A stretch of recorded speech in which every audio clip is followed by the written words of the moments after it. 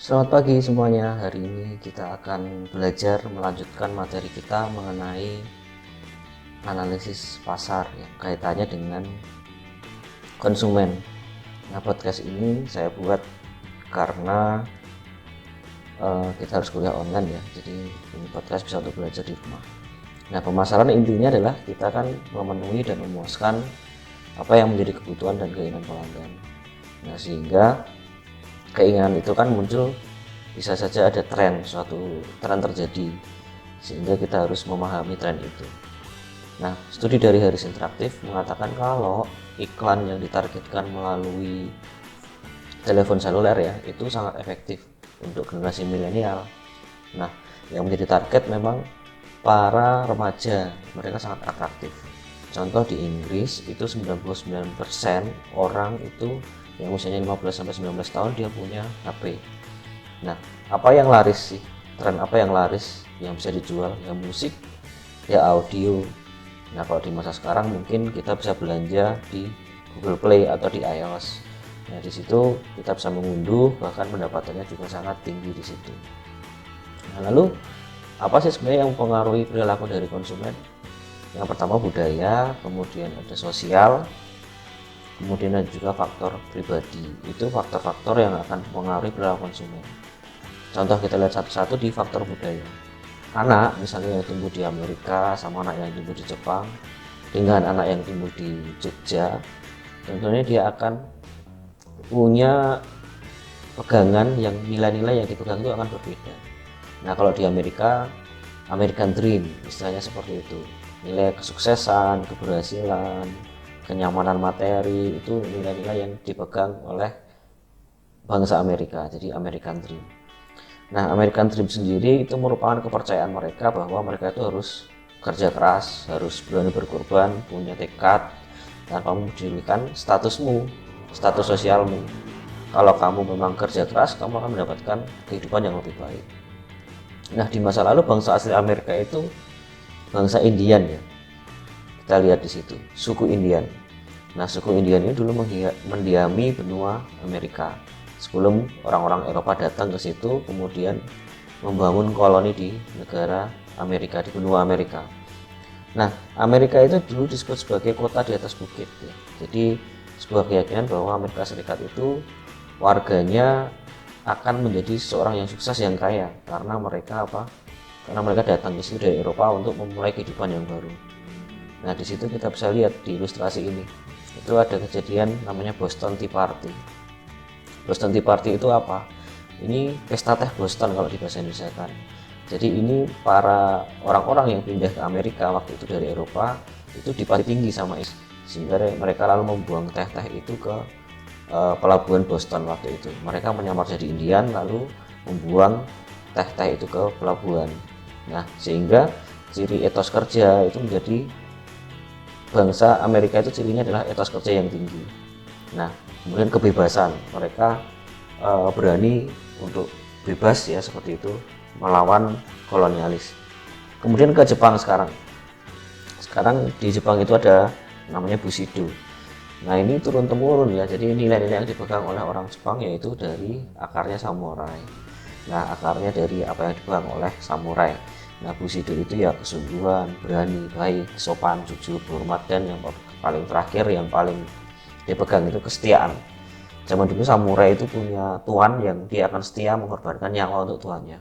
Kemudian ada juga budaya malu kalau di sana. Jadi kalau malu itu di sana ya, contohnya kita sangat menghormati peraturan karena kita akan malu kalau peraturan itu kita langgar. Malunya itu benar-benar sangat malu.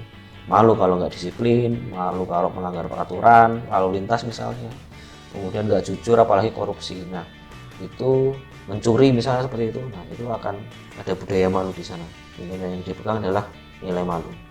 Contohnya pernah terjadi kejadian bahwa ada seorang menteri itu yang mengundurkan diri karena dia terlibat korupsi. Nah, buruknya adalah angka bunuh diri di Jepang itu tinggi, 70% ya. Karena disebabkan rasa malu gagal dalam melakukan sesuatu. Nah, kalau di budaya Indonesia beda lagi. Kita akrab dengan budaya misalnya gotong royong, itu budaya asli bangsa kita. Sehingga ini bisa mencerminkan ciri-ciri khas bangsa Indonesia itu adalah gotong royong di situ. Nah, kita balik ke materi pemasaran. Di Spanyol itu dulu ada budaya ya quinceañera. Quinceañera ini mirip pesta nikah tapi nggak pakai pengantin pria. Nah, ini menandakan bahwa seorang gadis itu sudah masuk ke fase dewasa. Nah, ini dilihat peluangnya oleh David Bridal. Dia punya 250 toko di Amerika. Dia menawarkan baju-baju, make up dan macam-macam untuk perayaan ini. Nah, di Amerika kan banyak itu orang-orang Spanyol atau orang-orang yang berbahasa Spanyol, Amerika Latin seperti itu, banyak yang ada di Amerika, sehingga mereka mulai mengenalkan budaya ini untuk di trennya dijadikan sebuah peluang. Nah, faktor sosial di sini, faktor sosial kita bisa lihat ada kelompok referensi. Nah, kelompok referensi ini kelompok yang memiliki pengaruh langsung ataupun nggak langsung terhadap kita. Misalnya yang paling dekat ya keluarga, itu tolak ukur yang diperlukan untuk kita bisa membandingkan, kita bisa mengevaluasi itu ya dari rumah, dari keluarga. Itu. Nah, ini bisa kita lihat kalau keluarga itu akan banyak memberikan pengaruh ke dalam apa yang akan kita beli juga. Kalau kita misalnya yang menjadi anggota di tempat gym, itu reference group atau masuknya ke dalam membership group. Nah, mungkin kalian bisa lihat di sini.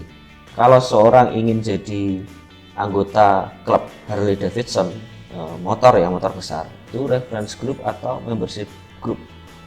Itu kelompok referensi atau kelompok group member. Nah, ini ada perbedaannya ya sebenarnya antara reference group sama membership group. Kalau reference group itu bisa kalian baca di situ definisinya ya. Jadi kita bisa membentuk kepribadian ya, dan perilaku seorang yang bukan merupakan anggota dari kelompok tersebut. Nah, itu bisa kalian baca tadi di slide-nya. Kemudian di faktor pribadi ya, di sini kita lihat tadi kan setelah faktor budaya dan macam-macam kita masuk ke faktor pribadi sekarang. Itu usia itu mengaruhi, kemudian siklus hidup juga mengaruhi. Nah, kalau generasi itu bisa kita lihat dari situasi itu. Bisa kita bagi jadi ada beberapa ya. Sampai sekarang terakhir adalah generasi Z atau milenial. Dulu awalnya ada baby boomer, X, Y. Baby boomer itu yang setelah Perang Dunia Kedua. Nah, di India ada yang unik lagi nih. 50% populasinya umurnya di bawah 30 tahun, disebut generasi next. Nah, sekitar 3%-nya itu merupakan sasaran untuk merek-merek yang mewah. Karena mereka punya penghasilan tinggi di situ. Mengapa? Karena orang India di sana yang muda-muda itu kerja di sektor IT, di mana gajinya gede. Sehingga mereka menghamburkan uang untuk pakaian, aksesoris, kemudian mungkin makanan ya. Kemudian mereka bisa liburan ke tempat-tempat eksotis. Bahkan seperti di berita ini ya, Gojek buka kantor di India. Jadi untuk mengurusi bagian sistem teknologi informasinya mereka sangat berkompeten di situ.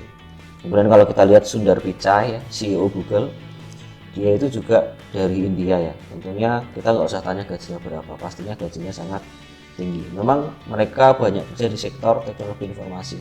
Nah, ini dilihat oleh pemasar bahwa menjadi sasaran untuk menawarkan produk-produk atau merek-merek yang mewah, misalnya Levi's Jeans, kemudian Harley Davidson, mereka serius menggarap pasar ini.